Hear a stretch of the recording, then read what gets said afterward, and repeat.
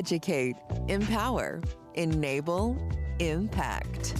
Thank you for tuning in to That Will Never Work podcast, where we share inspiring information and personal experiences related to business and the entrepreneurial journey from those who are leaders in their respective field. Now, here's your host, author and business coach, Maurice. Thank you very much for tuning in today. We're going to have a fantastic show. This young lady, a lot of energy, a lot of positivity. And I think that because of her background, she is a visual storyteller with a passion for presentation design.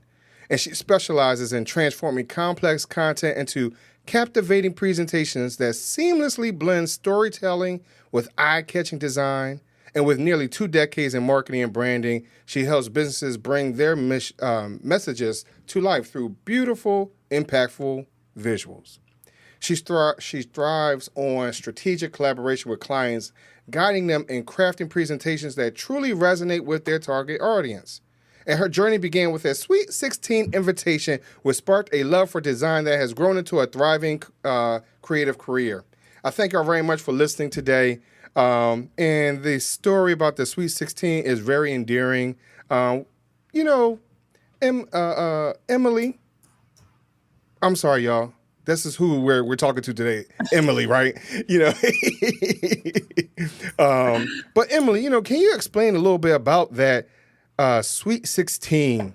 Because how that truly changed your perspective beyond going to school and people telling you can't do stuff and you don't qualify, whatever, right? But how did that Sweet 16 thing really impact you to where you are today? I love that question. I think that there's always like these pivotal moments in our lives, especially as we get older, you can look back and really kind of find them. And I think that the other beauty of it is when you're young and you're innocent and you're naive, you think you can do anything, right? There's so much beauty in like what younger kids and I have young kids, so how they dream or how they're creative and how they just like play in that imagination. But when I was 16, I was super excited. My mom was hosting a really nice luncheon for me, and I was always wanting to make stuff. And I think we had a new computer, or roughly a new computer back in those days. And I vividly remember, again, I'm a visual person, so I remember the computer. I remember the wallpaper. I remember the old like butcher block desk that it was on. I remember the printer paper that you had to like feed in because it had the dots that you had to line up on the old printer, yada, yada. But I remember trying to try something new, and it didn't matter. I didn't know what failure was, to be honest. I just knew I wanted to make something. I don't even think I knew what went on an invitation. I'm sure I had conversations like my mom had to tell me, kind of thing. Maybe at 16 I kind of knew, but what I loved was when I had my first draft was showing it to my parents. And I just remember how I felt when I saw them smile. And there was something so emotional for me. And I still am such an empathetic person. And it's always been to bring joy and to bring love and to share, that positive kind of outlook on life. And I realized that creating things and art was a great medium for me. And then when I could do something that actually had purpose, drove somebody there. It wasn't just a pretty picture that I had hanging in an art show in my elementary school. This was something that got people to a party. And then it was great because people attended.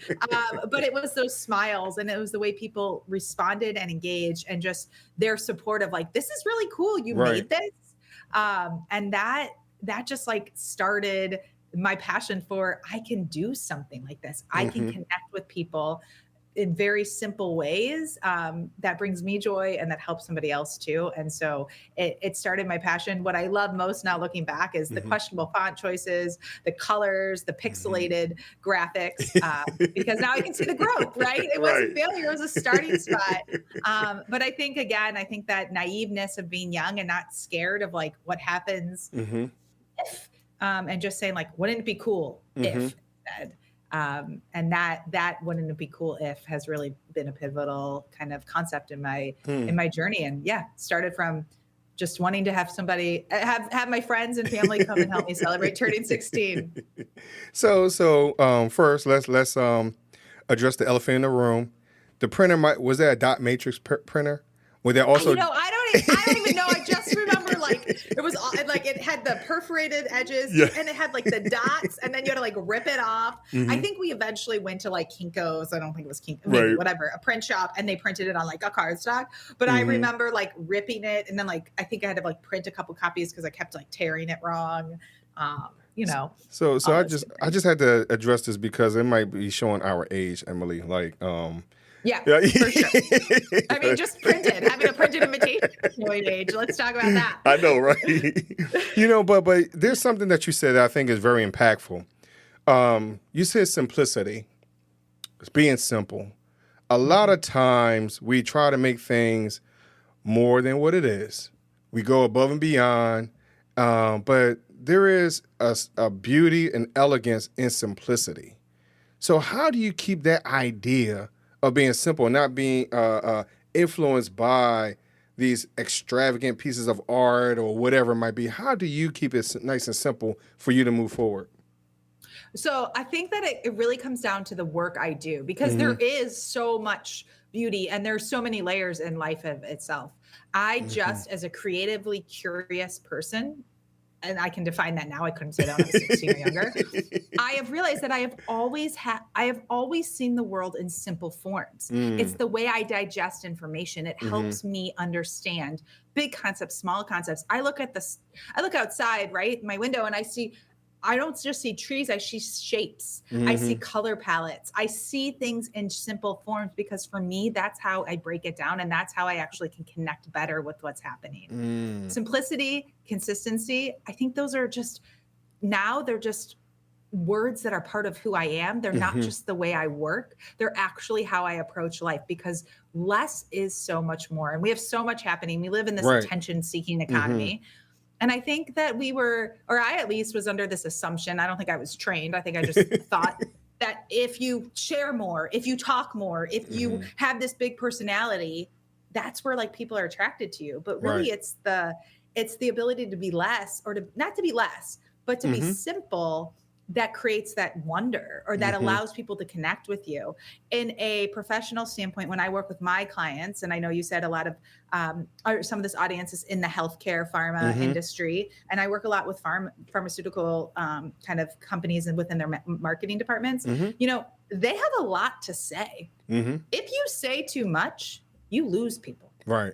We get overwhelmed. So again, less allows us to actually connect more authentically with each other.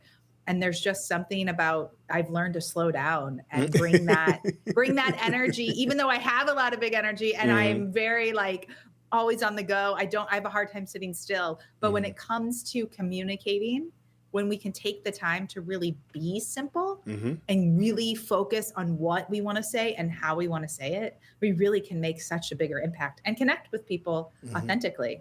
I don't know about you, but I think connection is one of our most universal truths. Oh no, I agree, totally. And sticking with that idea of communication and simplicity, I did my research, right, and I listened to you talk about as you're doing your presentations, or you're creating your presentations, you're giving it the idea of a picture book content, right?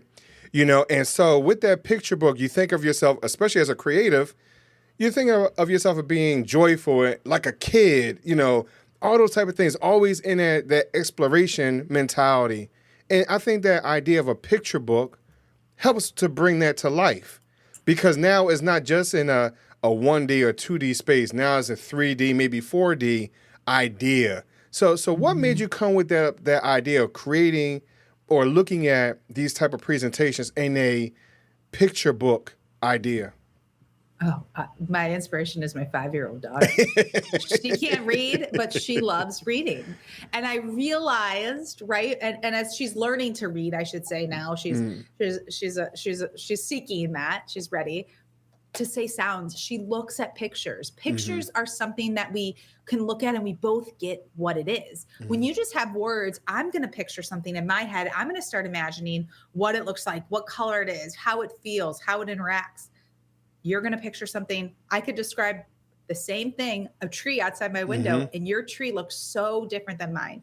But a picture allows us to see the same thing, to focus where we want to focus. And again, my 5-year-old daughter, who cannot read but loves reading, she taught me it because she showed me the simplicity and the power of having a strong story, a strong visual story. There's connection, there's emotion, there's understanding. You can see where the antagonist or the protagonist and all those things. And like, again, we're talking about kids' books, so they don't have as much drama, but you get it. She sees the things in the clouds. Or the other night we were reading a book and she's like, do you see that bean? And this bean kept jumping from the pages. The wonder and the curiosity of when we have something visual to hold on to while we hear words, it just allows our brains to really resonate. There's this amazing statistic that 65% of information is more likely retained when it's visually designed than when it's just copy. And I think when you think about that, and then you think about creating presentations, and then the power of a picture book, it makes so much sense. You don't need words.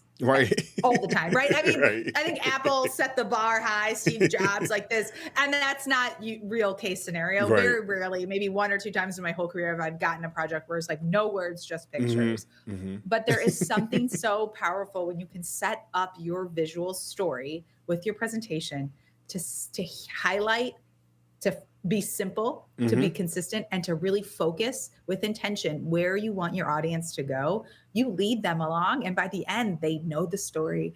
They're aligned with you, and they're going to be asking questions or making those business decisions right where you want them. You kind of give them the sweet spot. Again, just like a picture book, if I follow along, by the end, I see what happens and I get it. I'm not left with wonder of like, well, where did that person go? Or why is it not daytime anymore? Like, it gives you the full synopsis. So again, we're going to stick with this simple. And I just want y'all to understand, like, the way Emily, again, I want y'all to follow her, listen to her other episodes. Everything is just simple for me.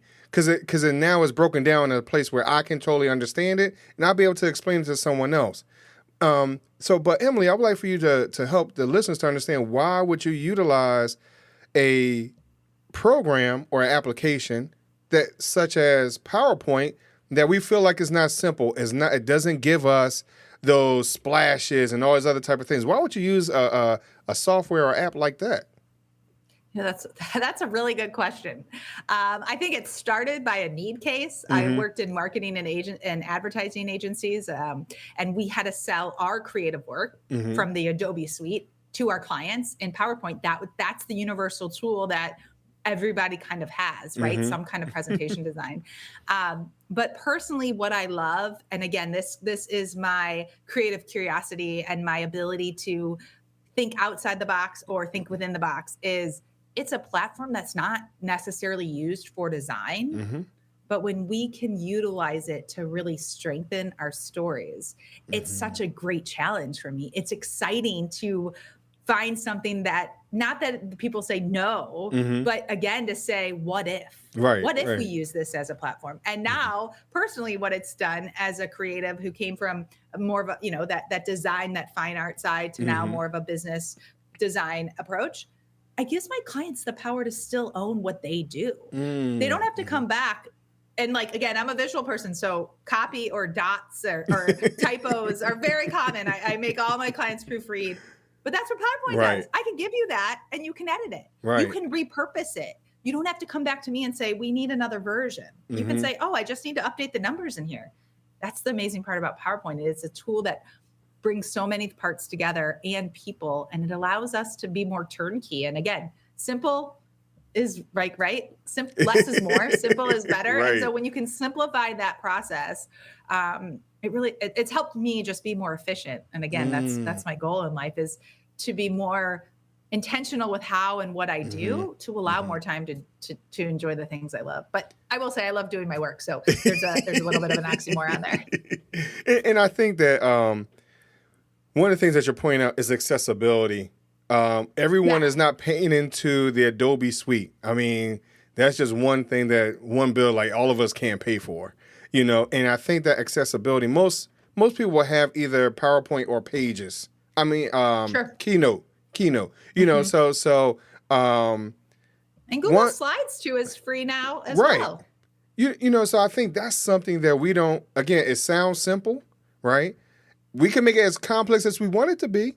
We can make it as beautiful as we want it to be, but sometimes we don't take into account what we have at our fingertips. Like we have to, in order for us to compete with another agency, we need to invest. We need to create in this environment. We need to have all these lights and computers and 3 monitors. And no, I think there's a beauty and simplicity, understanding, and being able to utilize what's really at our fingertips and keeping things affordable.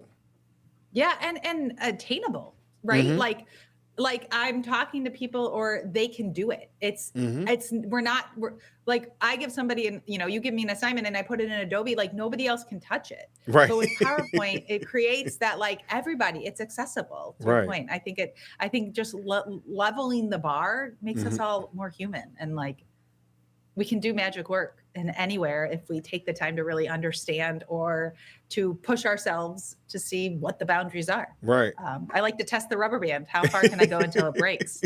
I'll tell you, yesterday my PowerPoint kept crashing on me, so I knew I pushed it. Well, so as you're giving these presentations to these individuals, your clients, whether it could be a friend down the street, because you're using something like this and now you've created something that's beautiful, extravagant, whatever it is, how do they feel empowered and encouraged to make that presentation to now, say, hey, you know what, I'm thinking outside the box just a little bit. Do they feel empowered? Do they feel as though they can create this type of stuff on their own? It's one of my favorite, non-financial goal, results of my business is I help leaders, presenters, anybody. I've helped somebody get a job by building a deck with them. You bring that confidence. When I work with my clients, I usually have a 10-day minimum. So just setting that up, you give yourself a week, 10 days, 12 days to think about what you're saying, to rehearse your story. Then when you have visuals that are reinforcing your key points, what you want to say, how you're going to build the suspense or lay that groundwork and then get them where you want. When you become that leader, you feel better. And then when you have something beautiful, right? We all feel more confident when we are prepared and we know what we have to supports our story. Another analogy that I've recently started using is I like my clients to become or think of themselves as the conversation conductors. So just like in an orchestra, the conductor will stand up and he'll tell the instruments or the sections when to play, how loud, how soft, right? And they kind of set the pace, and you let the audience feel and become part of that experience. That's exactly how I help enable my clients when they're presenting. I help them take their story, create this visual harmony that supports what they're saying, gets them to simplify it so they can really connect with their audience and really have that one-on-one conversation and not talking at them. Because what I tend to find is that my clients will give me a bunch of stuff and we can really simplify it because we can take a lot of data points and make it into a beautiful chart and highlight just the one they want. And we just took a whole page of copy and made it a visual. And it's so much easier for you to not only speak to it, to present it, to point to it, right? But for your audience to stay engaged. And when they're engaged, they're listening to you, and then you feel like $1 million because it's a win-win. So I love that my zone of genius, and that's how I describe what I do. It's my zone of genius, the ability to simplify complex information. That's my magical knack, can then empower somebody else to feel their best and to shine bright. And it's such a win-win. That's what I love about being an entrepreneur is there's no boundaries. There's no path that's already established. I just keep getting to tap in the things that make me happy. And I stay curious about how I can help somebody else feel the same way. So you stated that, you're working with your clients for a 10-day period. And how can you create this symphony, this masterpiece within a 10-day period? Because sometimes, Emily, the words just don't come out, So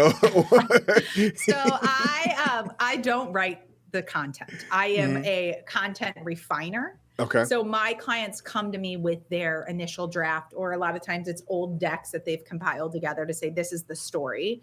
They, it's really, the other beautiful part about my role is it's three meetings. It's less than 3 hours of their time to get a deck. So just think about, I mean, I don't have data around that, but the time savings, right? Like people are spending 8 to 10 hours themselves. So I require, and again, depending how long the deck is, sometimes it's longer than 10 days if we've got a long deck or whatever, but more or less that first meeting is them once scope of work and all that good stuff is agreed upon. That kickoff meeting is them walking me through their slides. I'm a visual person. I want to hear how they're going to talk about it, what those key points are. I'm going to ask a bunch of questions. I'm going to start sketching and being like, what about if we do it this way? Or I think this is what we need to focus on. And we go through that. Then I go back and I'll take a few days and I will work on 2 to 3 slides to make sure that I'm understanding what they're saying. I'm not going to do the whole deck. I'm just going to focus on a couple slides. I'm also one that likes to give options because in my brain, again, you move something around. I want to show people how it works or what the differences are. It helps make choices, right? You kind of remove those this should be different if you can kind of show options.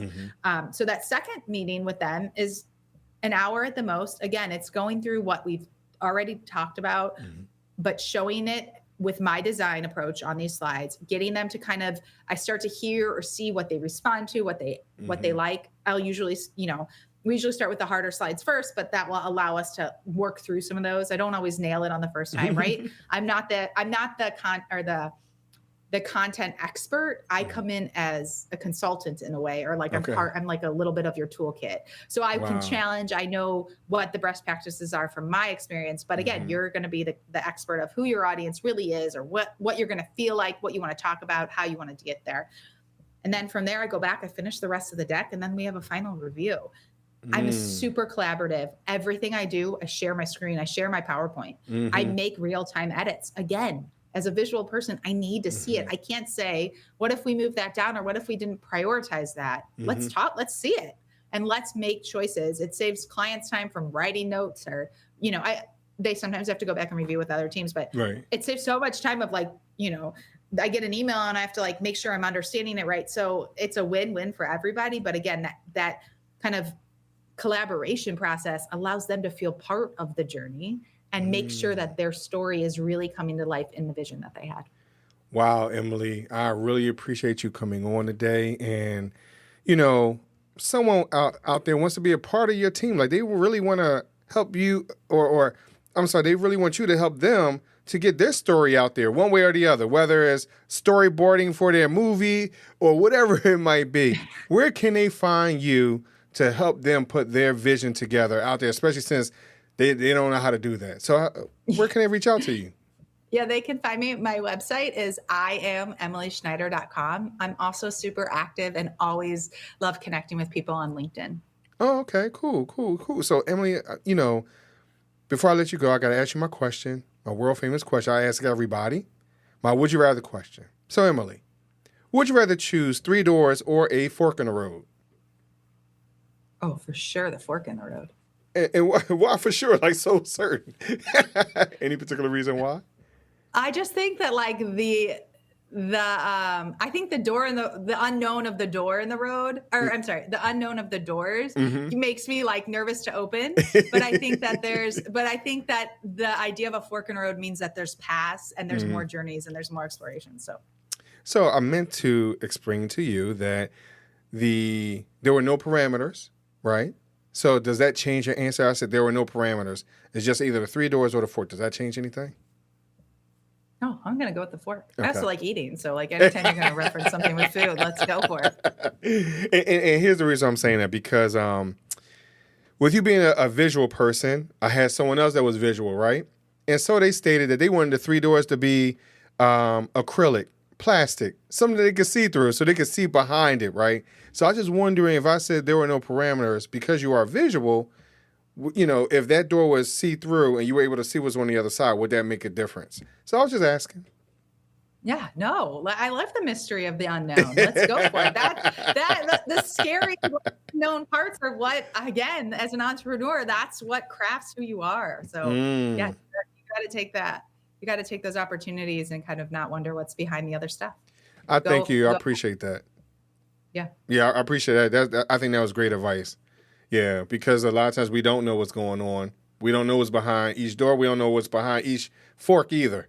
So Nope, we you just can't got to be able. overanalyze. You got to go with your gut a lot of times. Right. So, And then learn next time that maybe next time I'm going to take the doors, but today I'm totally all about the fork. All right, cool. Emily, thank you very much for coming on. I appreciate you.